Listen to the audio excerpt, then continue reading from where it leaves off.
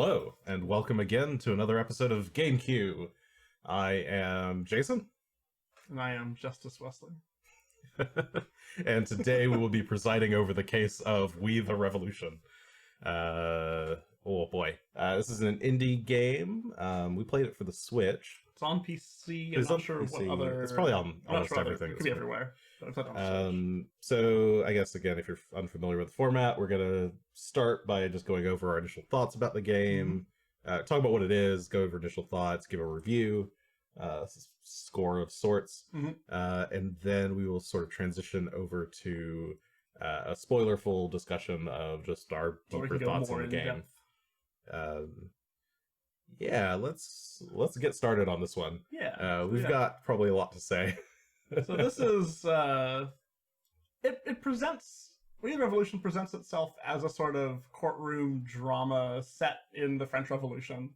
A lot of the early stuff we saw it at PAX originally, and we were interested to play it because it looked cool. Because courtroom looked kind of like gritty Phoenix Wright or something like that. Yeah, there's surprisingly a lot of, I mean, not surprisingly, but there's a lot of people online who refer to it as like Dark Phoenix Wright. Dark Phoenix Wright, or Phoenix Wright set in the French Revolution. Yeah. And that sort of thing. It's not really. Yeah, so first off, it's not that. No. Definitely do not come into this game hoping for gritty French Revolution Phoenix Wright. Because it's very much not that. Yeah, so I guess to talk about, well, okay, so it's talk about what this is. It's going to be really hard to talk about what this game is, because it turns out it's a lot of things. It's a lot of different games put together. You kind of start off. Oh well, do you want to? Sure. Yeah. Okay. How do we start? So I think you start with the courtroom. You are a judge. You're a judge. It kind of opens on. Well, I won't talk about the story in the plot section. Sure. Plot spoiler bits section. So, like, you are a judge of, I guess, the newly founded revolutionary tribunal. Yes, yeah. So it kind of starts as the, I guess the revolution has kind of, it's sort of ongoing. Yeah. We're, like revolutionaries are all around. King Louis the 16th is still there, but the revolution has, like, begun. Gained fervor, yeah. Robespierre is out and about, and people are getting executed. They are. So you kind of start the game with, from in the courtroom. And the gameplay loop is sort of like every day you've got a court case to start with. Then every night you go home to your family and spend some time with them, with them. Yeah, you can kind of spend time with them. Yeah. A big part of the game is that there's these different factions in the world. You kind of start off with the you start off with the revolutionaries and the common folk. If you happen to be like me and not know much about the revolutionary about the revolution in general, you'll be very confused. You might have thought those were the same groups of people. Yes. You're just like, oh, it's the nobles and it's the common folk who are the revolutionaries, but that's not quite it. But no, there are the common folk here kind of represent people who are maybe a little bit more okay with the status quo. They're not like royalists or anything. No, it's a little weird to describe. I think they're interested in revolution, but not in the extremes, and they're like not literally. There's kind of the revolutionaries are like the people literally doing the revolution stuff, and fighting and engaging in politics and whatnot, and then the common folk are like they'd like a better way for themselves, but they kind of don't like the extremes of the revolution, I think. To some extent, or they like the revolution when it works for them, I guess. Yeah, it's a little hard to describe. But so right but you have these different factions. Your family is all kind of aligned with a different faction. Sure. So you have your wife who is linked to your own reputation as a person. Your father, who is one of the common folk. He kind of like feels the same way the common folk feel. And then you have your eldest son, who is like a up and coming revolutionary, full of that revolutionary fervor. And so he wants you to do things that are pro-revolution. Then you have your youngest son, who doesn't really have a political opinion because he's 5. But he kind of improving your relationship with him Yeah. improves your relationship with kind of everybody. Yeah, everyone in your family likes him. He's adorable small French child. And your family all kind of starts off sort of hating you because you're They're neutral. they're pretty low. I feel like your wife doesn't like you kind of at the start. I mean, the very opening scene, your wife is sort of rightly pissed. Sure. But you're sort of improving their relationships will improve your standings with these various factions and get you faction points or reputation points. Yeah. So that's what sort of you do in the evening, and during the day you have the court cases, which kind of play out in an interesting sort of way. You sort of start by being given a case file of like, here's what happened. And then your goal is to, all you really care about at the end is marking them. You can say they're guilty. Can you execute people right away? Not right away. Right away, your choices are to either imprison them or let them go free. Right. So basically you get a guilty, not guilty. Eventually you get access to the guillotine. Yeah. So they can be guilty, really guilty, or innocent. Right. And you can see beforehand how all the factions would like how they react to your verdict. How they will react to your yes, verdict. how they will react to your verdict. So you can see like, okay, this guy, he did the crime, or he maybe did a crime. Yeah. Whether or not that's true, the revolutionaries would like to see him executed. Yes, no matter what, the revolutionaries want him dead, and the common folk want him to stay alive.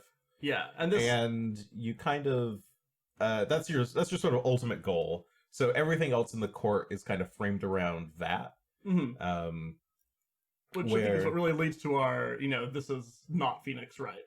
Yes. Like, Phoenix Wright, Ace Attorney series, is entirely about coming up with the truth. Like, the entire point of this investigation, all your cross-examinations, is to determine what actually happened in the case, find the real culprit. And really early on here, you learn that you're not really interested in that at all.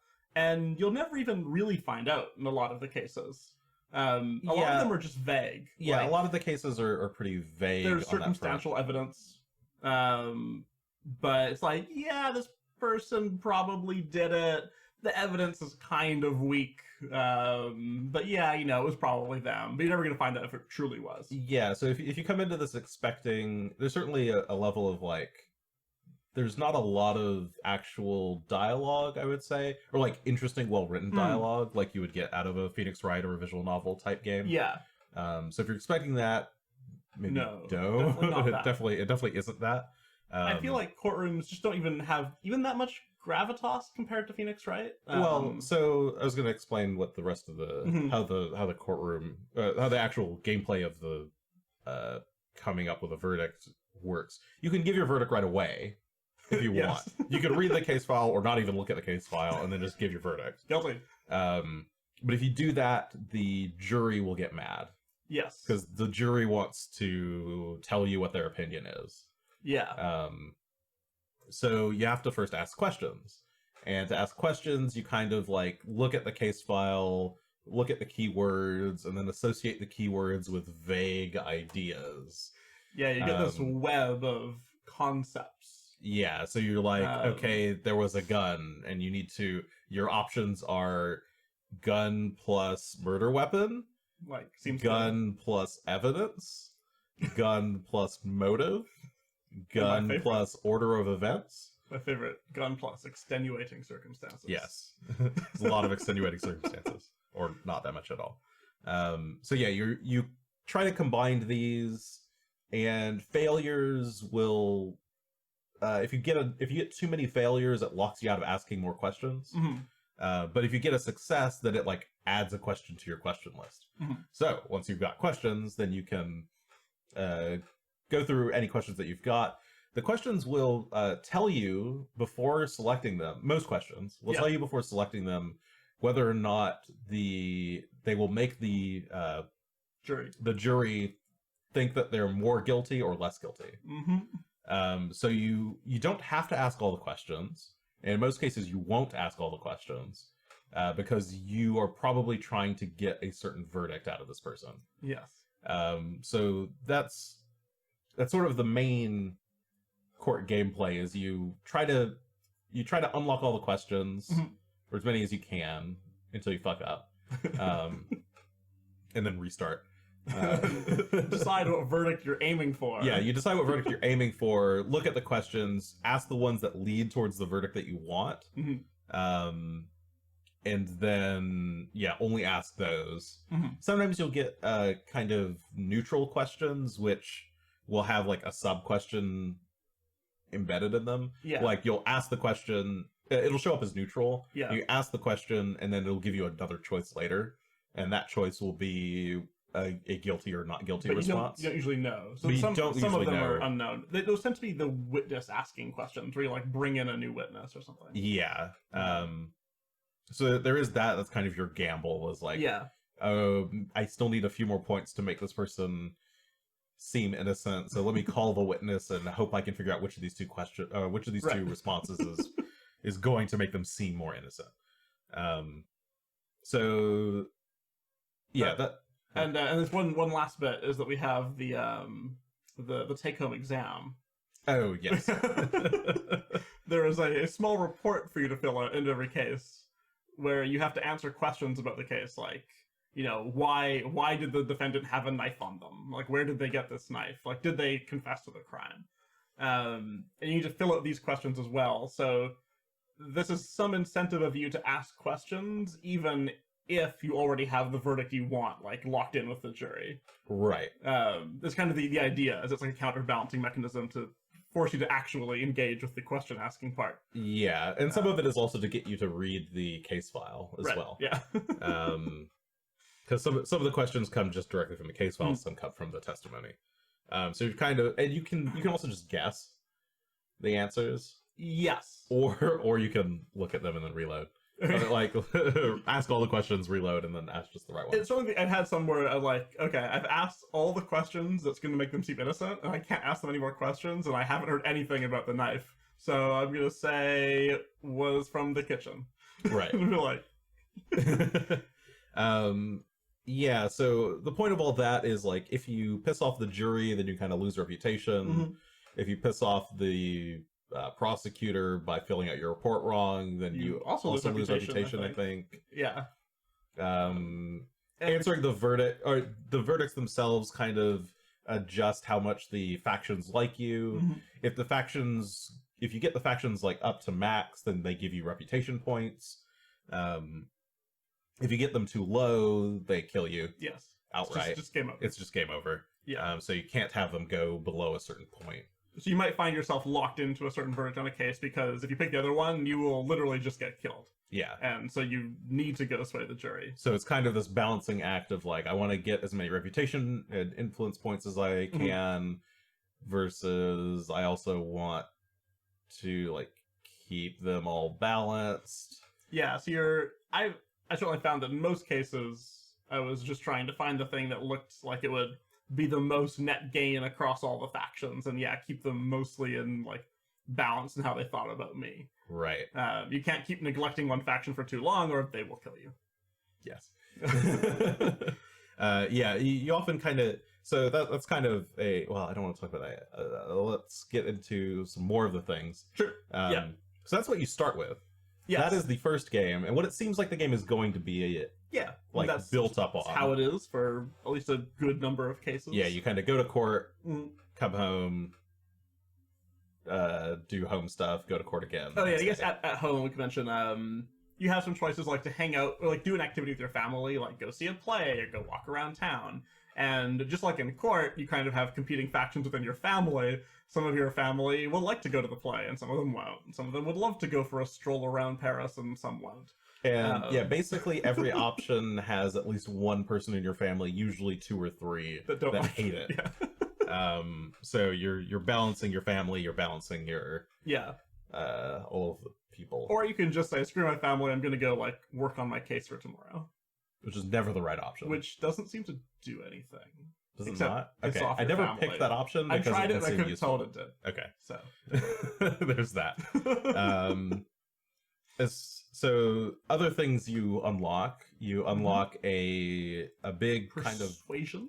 oh yeah, there's a persuasion mini game where like once you start guillotining people, you can give a little speech. You can kind of give a little speech right before you guillotine them. You like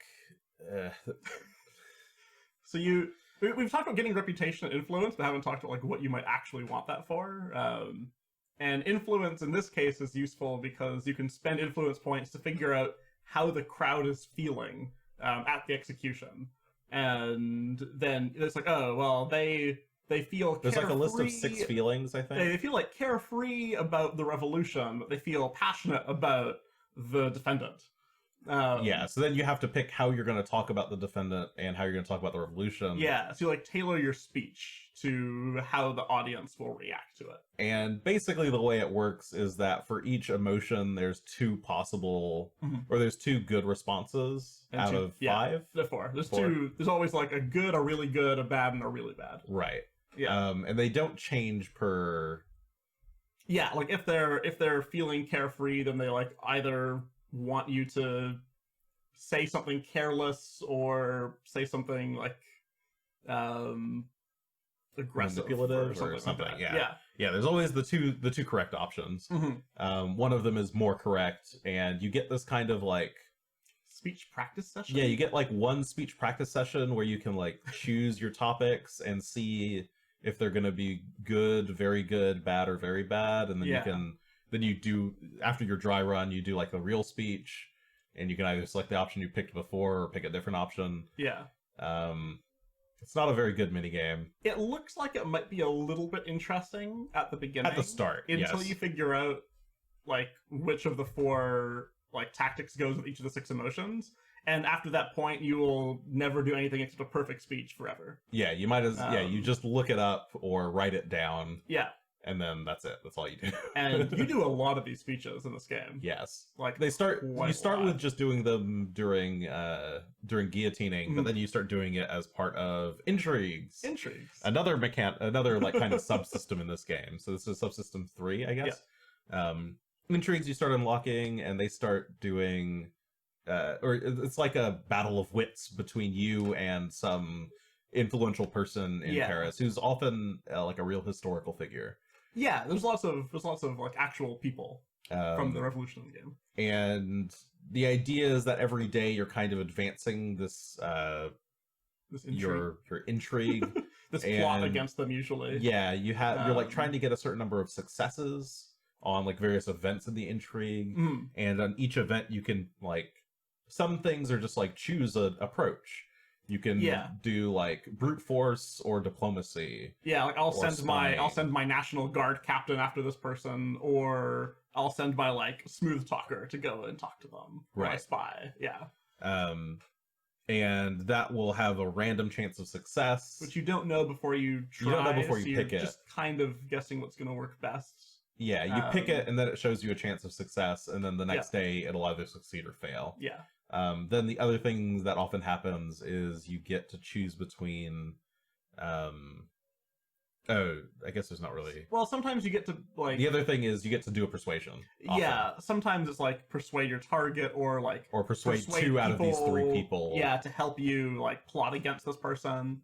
It's not super interesting. It's just do the the same persuasion minigame over and over do again it perfectly. Yeah. It's pretty brain dead once you like know what you're doing. So yeah, that's kind of the intrigues. You kind of do these for a couple of days at a time. They're all kind of main story stuff. Yeah, the intrigues kind of are the main story. Sort of. They're also kind of side story-ish. They're weird. Some of them are more important than others. Yeah. You have this. They're not fun. This is gonna be a running theme with this game. They kind of seem really interesting at first, and then once you've done like 2, you're like, okay, well, there's nothing interesting here. I felt like I was always interested to see what would happen. I wanted to know what would happen, but I didn't actually have fun doing it. And then really when the results happened, I wasn't like, oh, that was cool. Yeah. So there's a lot of stuff you're doing for not a lot of payoff. Yes. Then you unlock Subsystem 4. This Is is it the one that I 4? would like to call Shitty Scotland Yard. Oh, yeah. Sorry, the map system, where you're kind of like moving units around a map to. There's like 12 sections of Paris. Yeah, and you're trying to like. You're trying to like gain control over the different sections of Paris while also building a statue. Yes. I don't know that anyone ever tells you why you're building the statue. I think the mayors come in to visit or something. There's something. Inspector. The inspector's coming to look at We the don't statue. know who the inspector is, I don't but know. it's vitally important that It's we very make important. progress on the statue. Yeah. It's not this statue. It's No, it's not. I guess No. you get to pick the design of the statue. That's very You do get to important. pick what your statue looks like, which is kind of cute. Oh, you do also get to pick your own wax seal for stamping verdicts, which is Yeah, kind of, that's just kind of cute. Cute, but entirely useless, and you get tired of looking at the animation of the wax seal. But yeah. In Shitty Scotland Yard, you're basically trying to gain influence over different portions of Paris by moving like your 3 friends around the map. you have 3 units, and You have move your them. friend who's like kind of a brute and can like fight off the enemy brute. You start with only 2. Yeah. You have only 2 friends. Yeah. Oh, right. You have your brute and your. Spy, I think you have your diplomat first. sure, I think. but he's Yeah. like your spy guy. And yeah, you just kind of put them in a place where you don't have influence, and then you will have influence later. Yeah, on the next turn, enemies will spawn, and if an enemy happened to spawn in your area, you have to fight them. Yeah. There's not a lot of Which means that choice. once you're down to like only one enemy area, you just get stuck fighting forever. Yeah, enemies just keep spawning in the 'Cause enemy area. You can't move your enemies out or your people out because they're fighting the enemy, and then we can only spawn there, so you just leave them there. Yeah, it's a really weird kind of game. You feel like it's like sort of supposed to be a mini game, but then it kind of becomes the main game, which is really annoying. It's really just bizarre, I think. Yeah. There's more things going on. Like There's a lot of mechanics involved in this. As you build your statue, you get access to more powers. Yeah, but you don't need to use those powers really. There's like did you see that there's an upgrade button? There's like an upgrade district option. Oh yeah, I've literally never used it. It doesn't work. Okay. You just can't. All right. I'm pretty sure. Really? I've never upgraded a district. I don't think that's a thing you can. Yeah, I never saw it. So Oh yeah. I mean, I saw the option, but I never actually was able to do it. Your diplomat anywhere. can like upgrade a district, but the option's never available. Okay, I don't. Maybe that was just left in. That's strange. I just thought about that now. Yeah, It's also, I feel like there's no particular reason given for why us, a humble judge. Yeah, so we're still a judge, by the way. Yeah. We're still playing as this Alexis Fidel. Now it's like in the morning we do our court case, in the afternoon we tell our friends to like take a walk around Paris, to control the city. and in the evening we go back to our family. And have Yeah. dinner. But it's Oh, not we really do an clear- intrigue in the middle there. Oh, it's just kind of going as like a overarching thing. Yeah. And yeah, we don't really know why we, the judge, are suddenly very interested in controlling Paris. Yeah. Like, so there's this hierarchy screen. Well, hold on. Before we get to the hierarchy screen, Okay. the next subsystem that we get is Shitty risk. shitty risk, along with shitty battles. Oh, sorry. Actually, I guess I missed Shitty Yahtzee. Oh yeah, there's shitty Yahtzee. Sorry. Yeah, there's so there's gambling. Eventually you unlock gambling, Yeah. which becomes very important. It's like roll some dice and then you can re-roll some of them, and that's it. Yeah. And it sucks. It's You're basically super playing boring. Yahtzee. You want your dice to be the same, and for them to be high. Yeah, it's not. And they great. don't ever actually explain the rules to you in the game. It took me until literally the very last time you play dice to figure out how the scoring worked, and I like finally figured it out at the end. Oh, okay. Otherwise, I'm just like, well, I want the dice to be high and to be the same. Yeah, it's it's so fun, It's especially the best. because you unlock it at some point partway through. Yeah. And they're like, every time you go home after that, they're like, do you want to go gambling? And you're like, Yeah. why? You could either go gambling or be with your family. And gambling never seems like the right option. I never picked it, so I don't did it know. once, and I got a favor from the prosecutor, which let me fill out my take-home exam improperly once. Okay. without losing reputation. Neat. Neat. Yeah. It's great. But no, your family needs you because they're very needy. They're very needy. And you need to spend as much time as you possibly can keeping them from just, like, hating you forever. Yeah. So from there, we have... Then we get shitty risk. Then we get shitty... Well, we get the shitty battles. The shitty, like, tactical battles. Oh, you're right. Before we... We get the tactical battles before we get risk. That's true. The tactical battles, they're super boring. They're extremely random. The first one you get, they force you to lose. Yes, for story purposes. It's not so bad. I hate this shit. I hate when games force you to lose for no fucking reason. Just show me... I mean, this comes up later, but this just... it's annoying. Because it makes you think that you're supposed to try and win, and you're like, I'm losing. It's a tutorial. What's happening? Should I restart? Should I restart? And then you restart a couple times, and it's like, okay, well, I guess I was supposed to lose. Cool. I don't know, you get like 3 rows of units, and you pick a strategy, and the enemy pick... It's like rock, paper, scissors, I guess, but with some kind of unit strength thing going on that they don't explain. I don't know what the stats are on the units, they just kind of exist. It seems like you just pick the thing that looks like it's going to do the most damage. Yeah, basically. And you do that. I think there's probably like there's a little bit of strategy to it, but not much. And even if you have the exact perfect strategy, it won't work all the time. Yeah, it's pretty random. It's very random. It's like playing. It's really bad Advance Wars.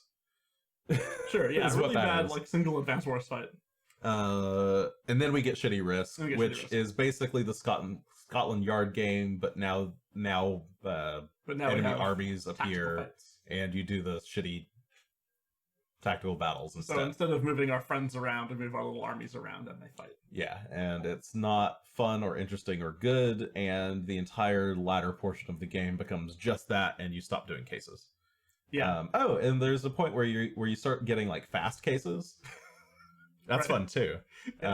You unlock fast cases, and that's just like here's a list of like 10 people and like one paragraph about what they did. And here, just decide a verdict real quick. Don't even go to the kill or not kill. It's like John Smith, like someone said John Smith stole some bread from this baker, and you're like, kill him. Yeah. So there's that too. Yeah, so that was a lot of time spent explaining how many systems this game has. I think it's important because, oh boy, this game is like a perfect example of a game that like tries to be too many other games and just fails at all of them. Should I just go ahead and get into like the review part? Each one. Yeah, I guess so. Okay, I want to get to the review because I have smash that one button. Yeah, I'm smashing the one button on this game. Holy shit!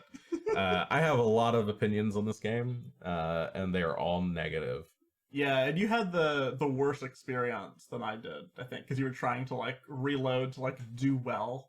Yeah, I was trying to with it. Yeah, I was trying to see if I could like do well or like. Yeah, I didn't want to like fail cases or like when you start doing battles, I didn't want to like lose battles because losing the battles puts you in like pretty bad positions. So I was like, I'll reload a couple times to see if I can do well. There's some parts where they force you to lose stuff. Again, it's kind of okay, well, you didn't tell me you were forcing me to lose, so I have to try 30 times before I realize that this is like extremely rigged against me. Yes. So I want to say, okay, so this game, it's beautiful. I like the art a lot. The art's really cool. The sound design is pretty bad, I would say. Yeah. I think the sounds themselves are good when they exist, but there's a lot of dead air. Yeah, and not just like thematic silence. Just like we didn't have any music to put in here, so we just left it blank. It's in desperate need of some music. You like get into the courtroom at the very beginning for the tutorial, and the sound just drops, and I was like, is there no sound? You're like pressing the up button on your volume and trying to hear. My experience playing this game is constantly pressing the volume up and realizing that max volume and being like, oh, okay, no music again. So it's jarring to go from like music in a cutscene with like voice acting to now we're in this dead fucking silent courtroom with like a child looking at us and talking, but it's just like one big text box and the text has appeared instantly. It doesn't even like type in or anything. So there's a lot of like there's a lot of polish issues in this game. There's a lot of bugs. We played on Switch. Yes, we played on Switch. We both played on Switch separately. It has port problems from PC. It clearly was PC first. Yes, yeah. It definitely there's some things where like you can tell there's a lot of influence from. So people keep citing like Phoenix Wright, but the influence here is definitely Papers, Please. It wants to be Papers, Please, or like a game in the vein of Papers, Please. Yeah, that's like a valiant effort. I think they tried. Yeah, and like Papers, Please, it's got this feeling of like, okay, I have multiple, like I'm in some oppressive, system that's bigger than myself. I have multiple competing concerns that I'm trying to deal with. So it has like the right elements for that. Right. And it has, and even down to like the interface too. There in the courtroom, your interface at the bottom is kind of like the same Papers, Please style. I have a bunch of documents; they're all kind of spread out, and you can like slide them around. Yeah, just pretty needless in this game. It kind of is. Moving papers around is annoying. It might feel better on PC when you've got a mouse to like drag the papers around, but it's really clunky with controller where you're like hold ZR to click to grab and like move with the joystick. It's weird. This page. Yeah, it doesn't quite translate, and it's that kind of like it's cute tactile stuff, but doesn't work on controller. Yeah, which is a bit unfortunate. They could have done something better there. The story I think is really bad. Some of its expectation. I came into the game expecting intrigue and like well-written plot and good writing. Yeah. And I think the writing isn't great. Some of it feels to me like a kind of a bad or like a slightly wonky translation. Not bad translation per se. Yeah. Like there are some typos. But not every game lot. Has typos. There's not a ton. For the amount of text, I think it's actually not that bad. But people speak in a really stilted kind of way, and they use words I wouldn't expect them to use, but not like a oh, they're speaking French. Right. It's more like that was just a weird way to say that. Yeah, I feel like the tone they tried to strike in the writing is very literary, and it makes it harder to engage with the people. I don't even think it's literary. I think it's just bad, but that's just me. Yeah, it's just none of the characters are really none of them feel like real people for the most part. You don't actually, for the people who are supposed to be sort of the most important, you don't really get a lot that would distinguish them from the other people. Like you have a bunch of your like French revolutionary friends who all seem like the same person. Yeah, and even your family. I feel so that there's a thing in some games where like if you took the cast of Fire Emblem and they even do this in Fire Emblem Three Houses. If you give me text and don't show me the picture of who it is, I can know who it is. Right. By like what they're saying or what they're talking about or like the prosody of like the words they chose to use. Right. There's this feature in Three Houses where you get like they shadow the person's face. It's the the counselor. The counselor where you get like a secret letter from somebody. Right. That's very cool because you're like trying to guess at who it is and like what their response, like what response they might like. Yeah. That wouldn't work here because I have no idea. Nobody speaks in Everyone particular speaks the ways. same. They all speak the same way. Even your children. I mean, okay, maybe not your youngest son.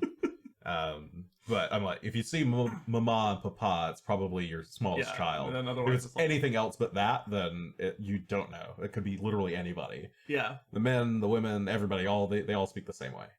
Except your wife, who is way overly melodramatic about everything.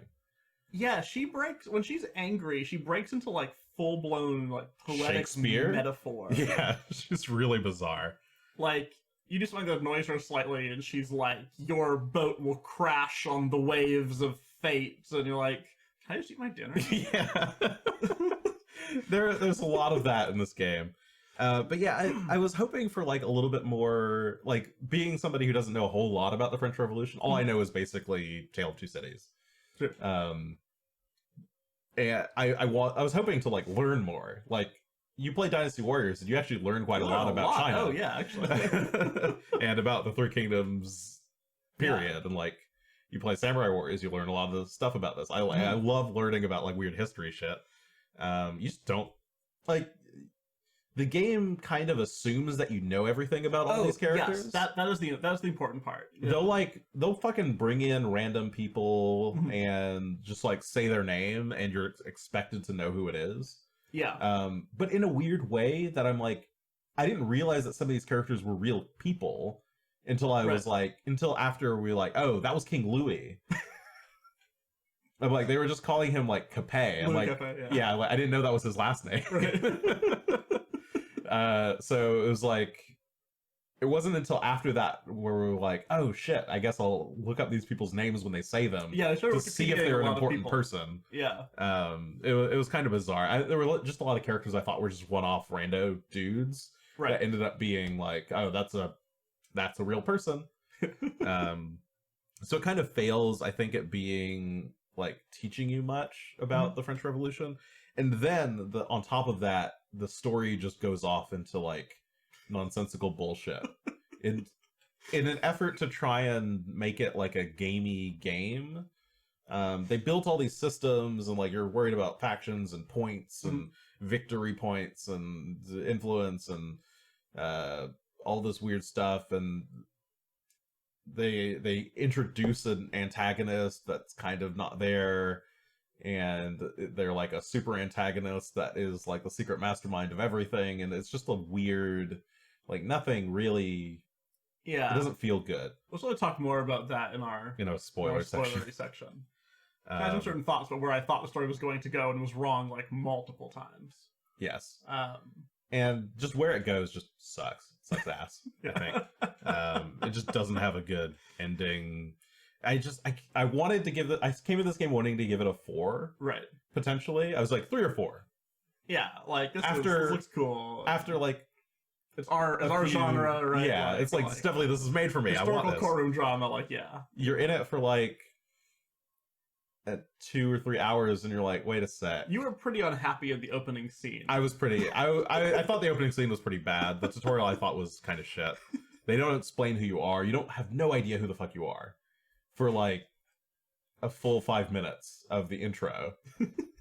And everybody's assumed that you know exactly what character you are, what your name is, and nobody says it. Yeah. It's super weird. There's games that have like, that go light on exposition. There's games that go heavy on exposition. There was just no fucking exposition. Yeah. It's not usually the case to find a game that's like too light on exposition, but this one could use a bit. Yeah, it definitely could use a lot. And yeah, my rating just kept going down and down. Eventually, I was kind of at the 2 point for a while of like, I think this is a good game for enthusiasts. Like, you'll at least learn something from it, like bad game design or no. And at least the story is like, I'm kind of getting led along by the story. I want to see what happens. Yeah. And then we got to a point that's just really bad in the story, and I was stuck on it for like a week because I didn't want to move past it.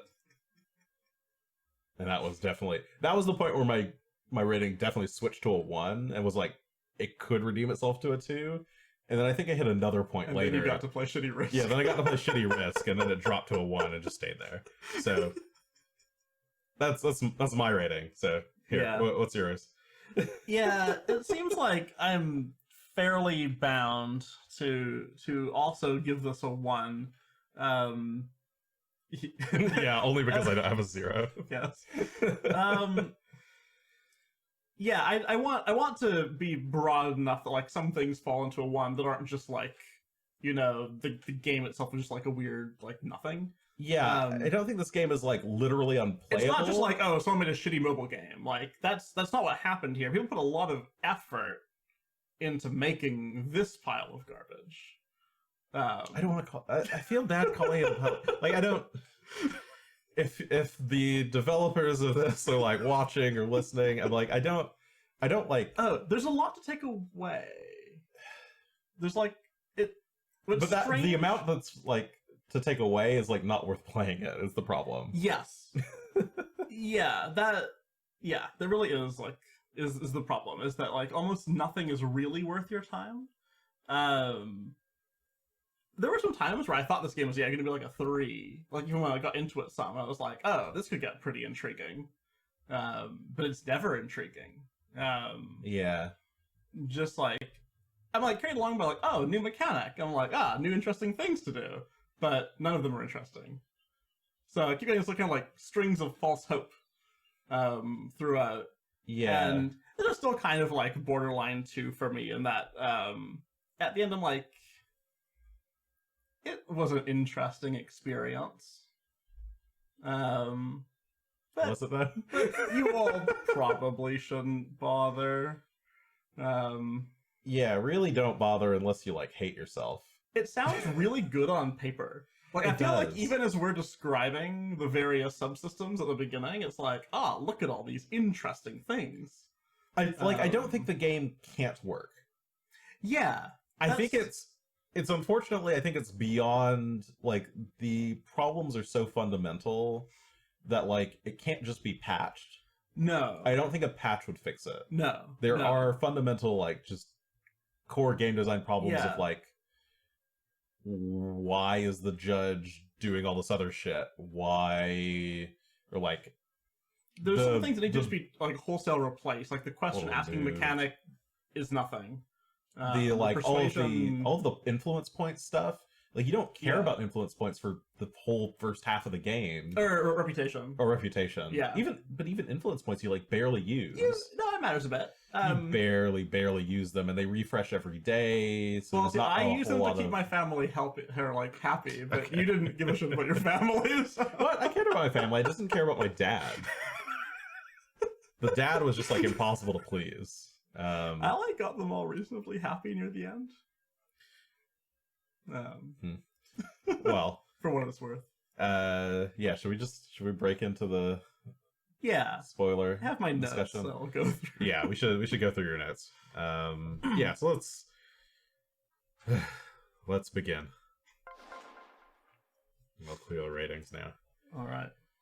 Yeah. What do you want to talk about? Yeah, it's kind of a random order of stuff, but random cases. Oh. Random cases is weird. Yes. Really early on, so we each got the same, well, it's the same like tutorial, the same like first real case, I think. But then like the second case. No, it was the very first case was random. Yes. Okay.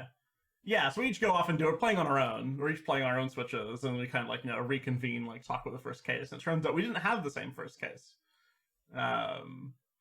And so... Chat says no spoilers, you might still play it. Well, too bad. Don't worry, you won't. Don't play it. Don't play it.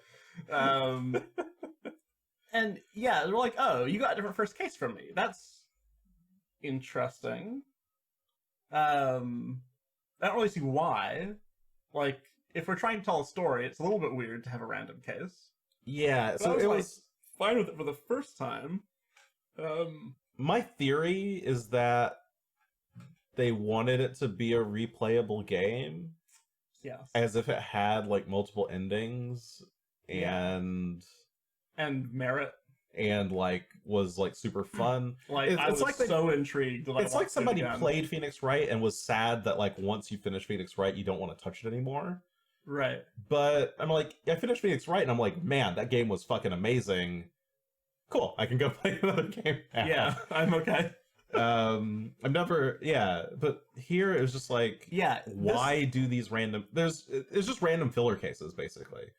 Yeah, the randoms of the case is the main thing that makes you think that, they really thought that there was supposed to be replay value. Both that the game ought to have replay value, and that it merited replaying at all. It's like, make a good game first before you...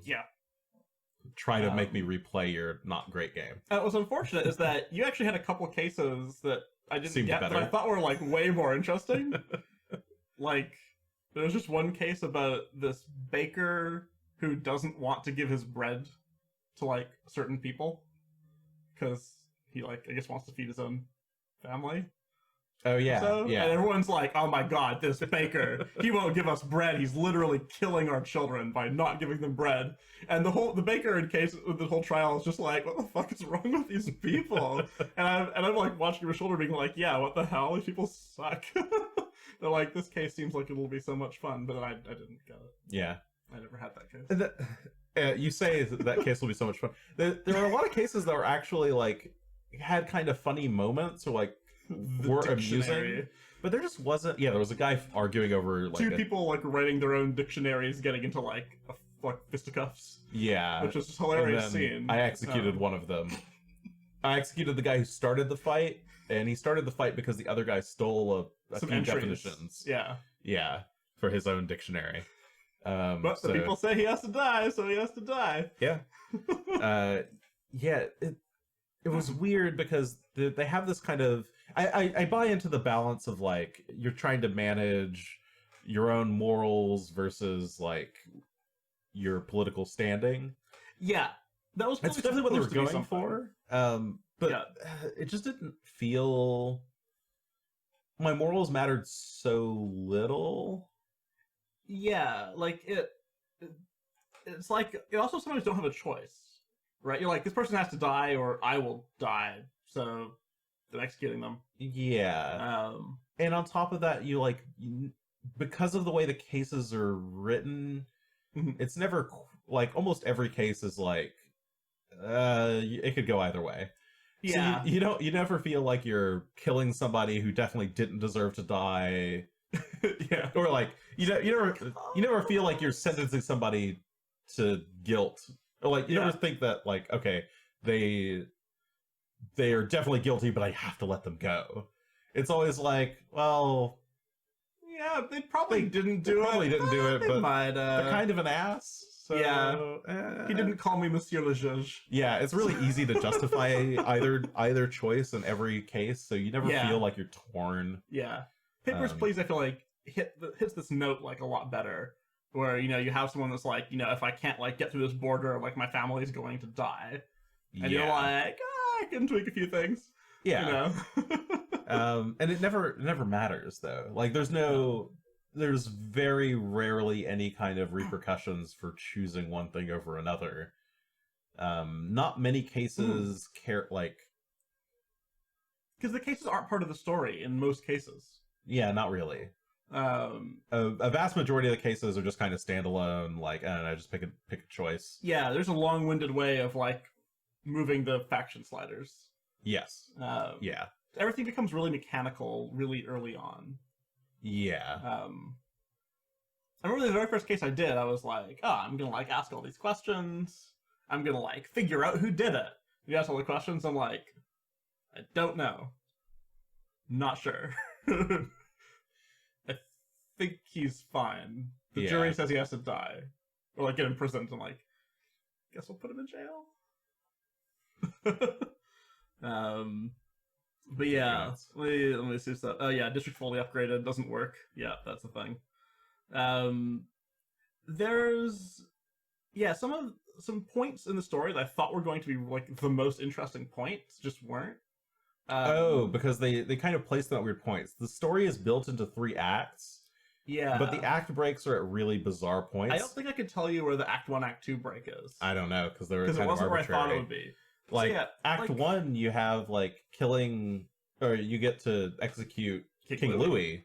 But it happens, like, halfway through the act. It happens, like, a third of the way through. Sure. He just, like, kind of shows up in court one day. Yeah, and you're like, cool. Oh, huh, that's interesting. Why is the king here? I'm like, oh, Louis himself has shown up to the Revolutionary Tribunal to, like, see what I'm doing. Yeah, and then the next day, they're like, oh, he's fled Paris. Yeah, I'm like, oh. And then, like, a day later, they're like, we caught him. Now it's time to execute him. He's on trial. You're like, oh, okay. At the time, I was a little bit ahead of Jason at the time, and I was like, I think I'm near the end of Act 1. Yeah, that definitely wasn't the case. And I think your Louis experience was funnier than mine, because I was like... Because at this point, did you try to set him free? No, I tried to imprison him. Because there's a choice between like executing him, imprisoning him, setting him free. I tried to put him in jail, and that was like the best tactical choice at the moment. Was like putting him in jail. I'm like, okay, I'll put him in jail. And that'll be interesting. That's like a little different than how the French Revolution, happened. Yeah. And then there's an angry mob out front who like finds more evidence, and they're like, I gotta kill him. I'm like, okay, fine, I execute him. But your experience was... Oh yeah, I was like, he needs to die. Execute. And then they're like, no, stop the court. We found more evidence. The evidence makes him more guilty. Do the trial again. And I'm like, sorry, but I already decided to, okay, kill him again? And they're like, yeah! It was very weird. Can we get to, like, my biggest complaint? Or you want to... Yeah, I mean... Is it coming? Do you want this one? Okay, yes. Okay, so... Oh, sorry, this is two... I have two big complaints. This is one of the two. Sure. Okay, so there's a point in the game where your brother, your older brother, who everybody has said is dead...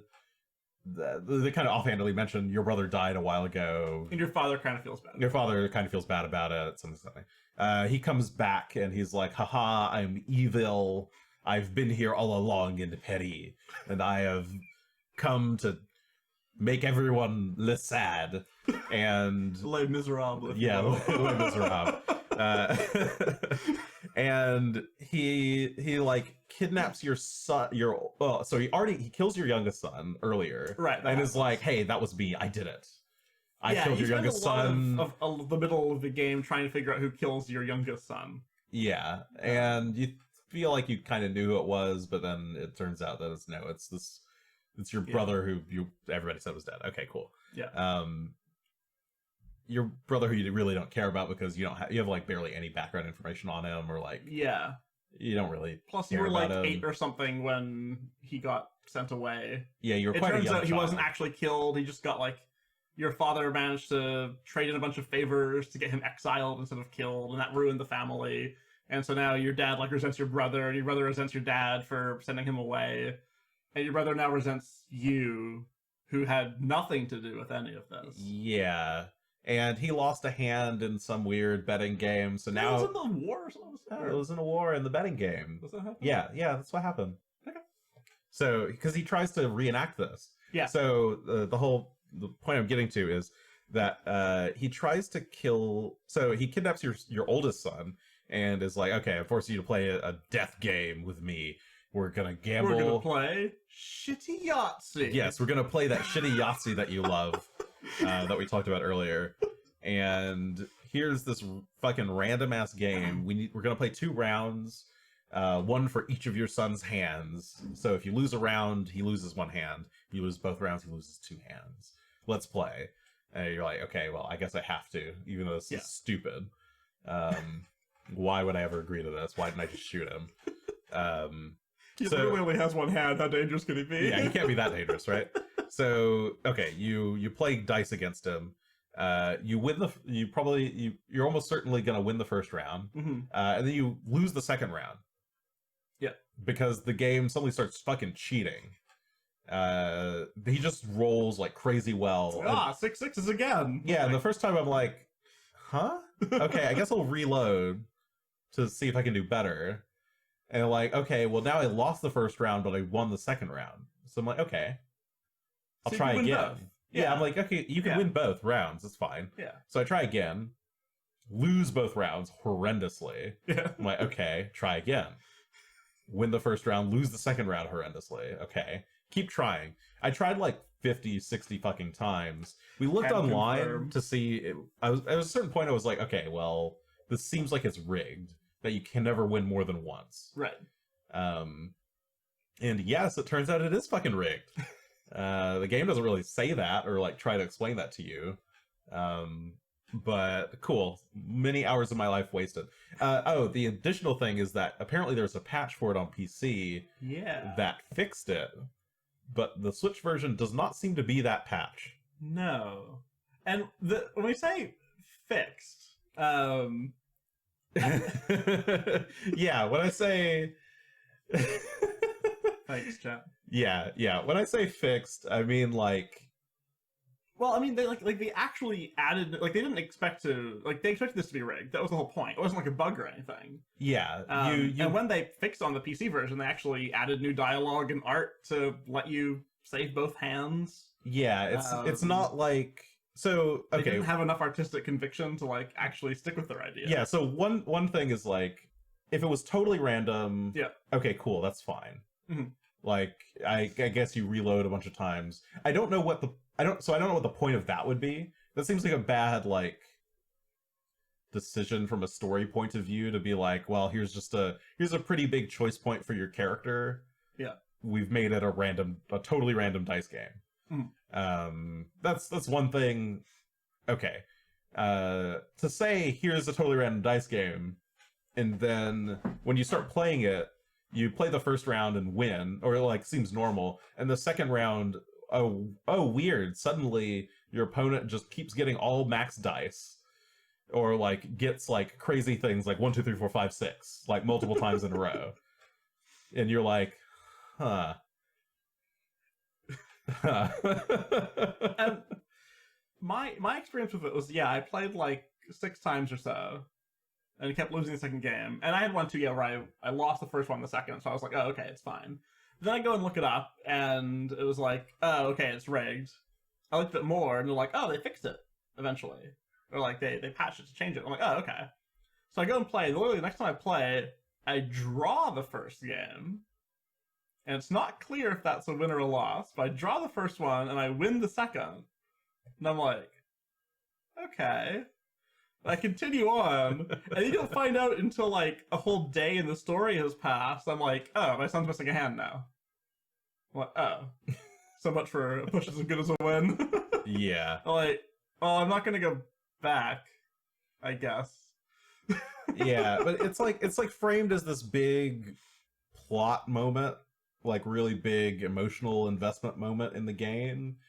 And to have it be just like completely rigged, especially when you present it as like it's like a game that you've learned to play already. Yeah, it's like I didn't spend all my days in the gambling den learning to play this game to like lose to this chump. It's not even like it's not even really brought up in the story that he rigged it or that it is rigged. It's just a weird, I don't know. It's like they wanted you to fail once and win once, but like if you're gonna do that, why make me play the game? Yeah. Like, that's kind of the moral of the entire game, is like... Yeah, it could have just been a cutscene. Yes. And then we would know we didn't have any choice. Yeah, so why give the illusion of choice? What was the point of doing that?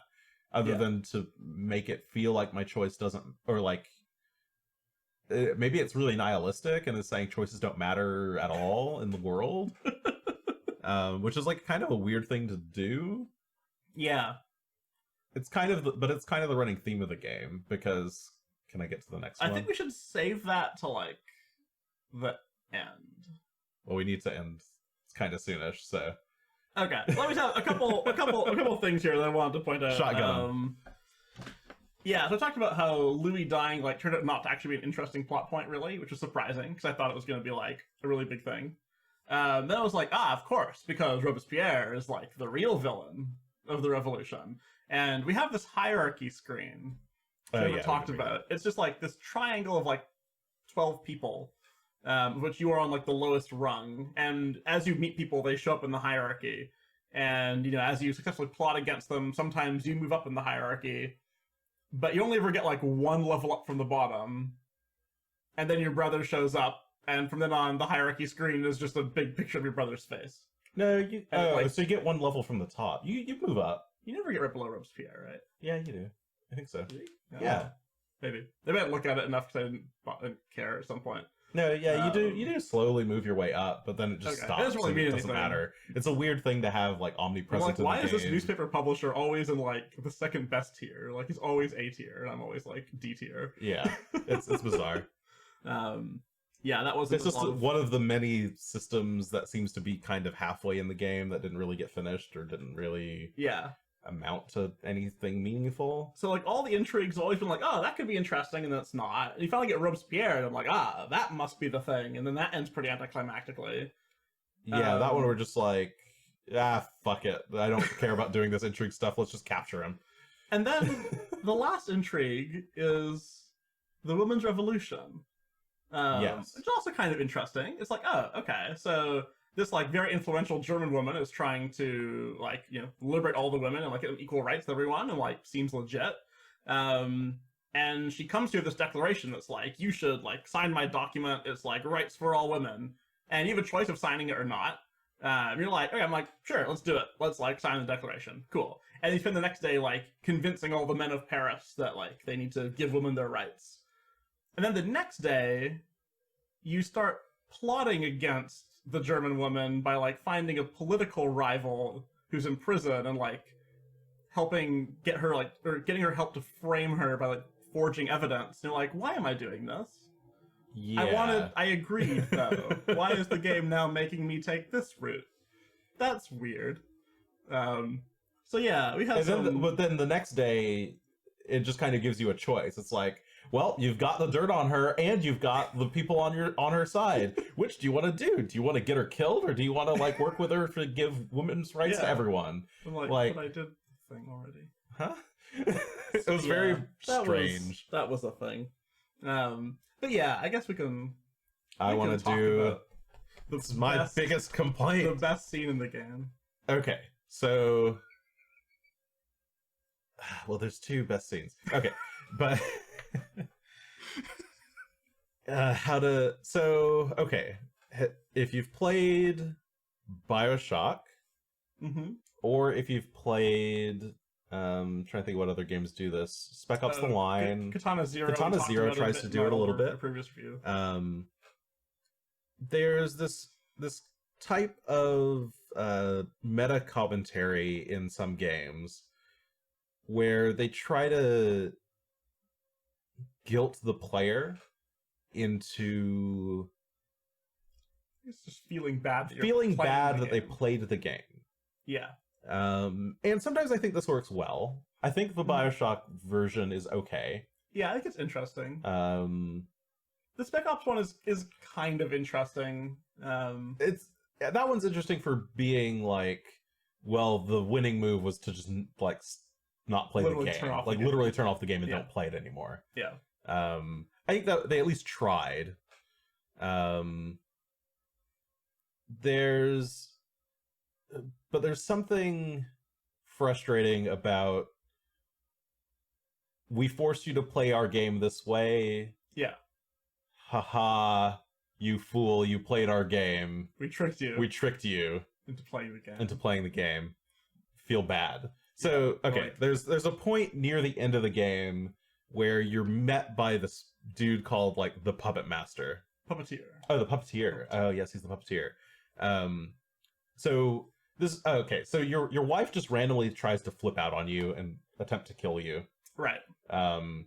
And no matter how nice you've been to her the entire game. If you've been nice to her the entire game, too bad. It just turns out she's secretly been in an affair and wants you dead now because her husband died, or like her affair person died.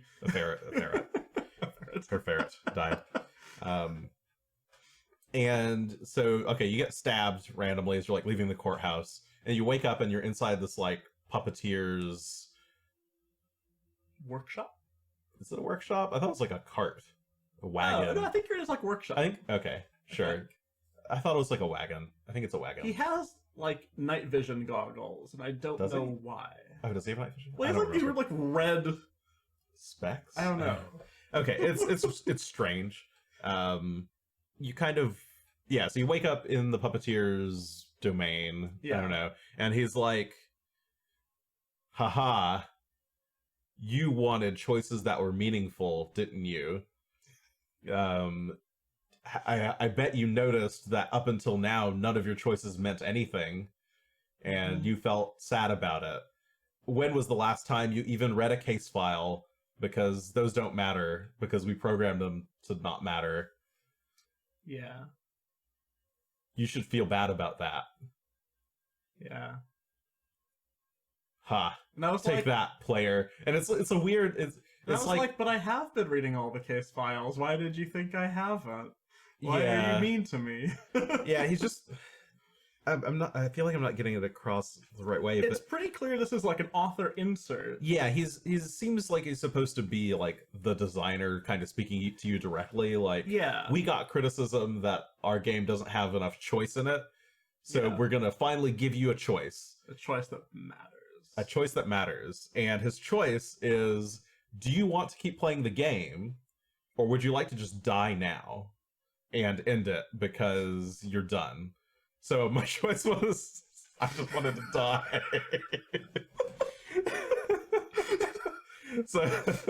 You were there when I was playing it because you had already finished the game. And he's like, "All right, I'll give you one final choice. You can like become the hero of Petty, or you can like end it now, and I'll find another person who's like a sucker enough to keep on going." And I was like, smash that death button. Yeah, I'm like, smash the death button. Let's go, boys. I'm out. So yeah, that was the thing. Credits roll. And the credits roll, and then you get like a guilt trippy ending. Ending scene where some people look at your grave and are like, "Who's that, mommy?" Oh, he was nobody. Literally no one. Probably no one important. Yeah, probably no one important. Died for no reason. Shrug. And then I reloaded it to go finish the game. Yeah, because it's only like a couple days from the end or so. But it was just such a weird kind of insert to the game. Like, it didn't... You need to have built up a lot of, like, meaning and clout throughout the game to try to pull off something this ballsy. Yeah, it didn't earn it. No, not at all. It's like a cute idea if you worked for it and earned it. Yeah. Like, the BioShock version of this works because they set it up the whole game. Yeah. They have the "would you kindly's" peppered throughout the entire story. It just doesn't work here because you've never seen this puppet master before. And calling him the puppeteer, is so ridiculously on the nose. The thing you can't see is that in this art that's behind us, apparently you can see some of the strings, but there is actually puppeteer's hands. Are there really? Yes, in whatever this We the Revolution artwork that we're using is. Yeah, you see these guys are being controlled by puppeteer strings. Yeah. Yeah. But I think, like, to have the game be as, like, sort of dreadful as it is, and then be like, would you just like to end it all? Would you rather literally die than continue playing this game? And then for them to expect, like, not to call their bluff? Yeah. like, actually. Yeah, I mean, you mention it. If I didn't want to do this review afterwards, I probably would have stopped there. That's how much I didn't enjoy playing this game.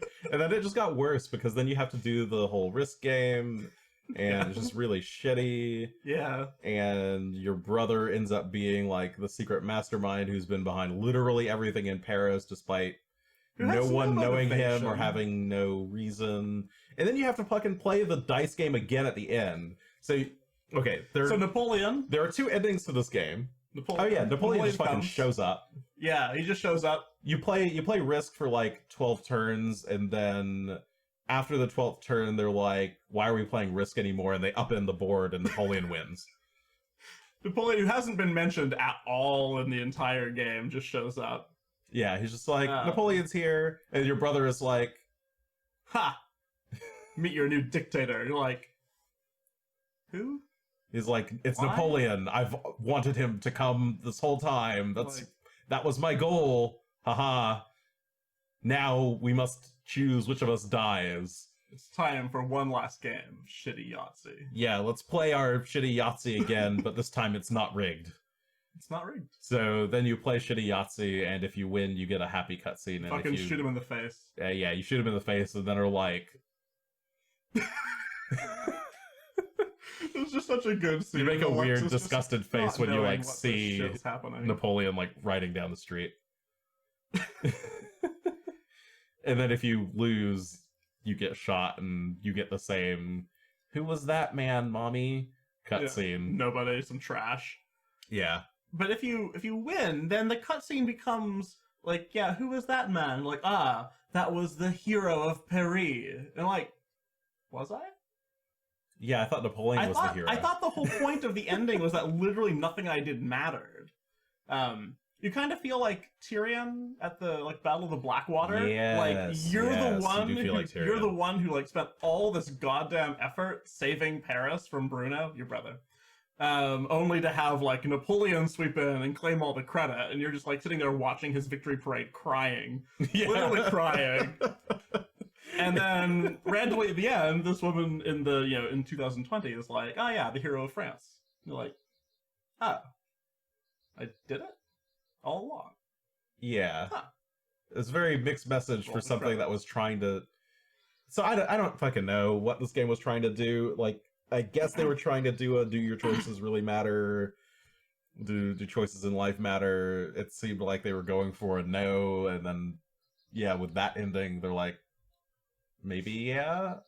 I like around when you're like, oh my god, this is awful, and I was like, well, the French Revolution probably was pretty bad too, so maybe they really nailed the tone. Yeah, maybe they were going for The people in there didn't want to do it either.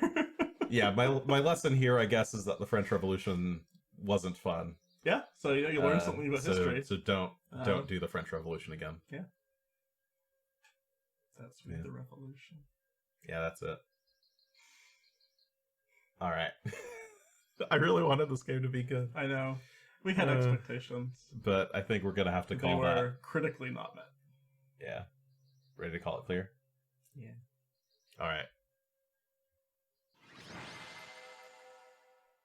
Clear. Okay. Well, that's it for this week. We'll try a better game next time. Yeah, well, hopefully... Tim is willing. We try to play good games. I just couldn't with this one. All right. Farewell, everybody. Thanks for listening or watching.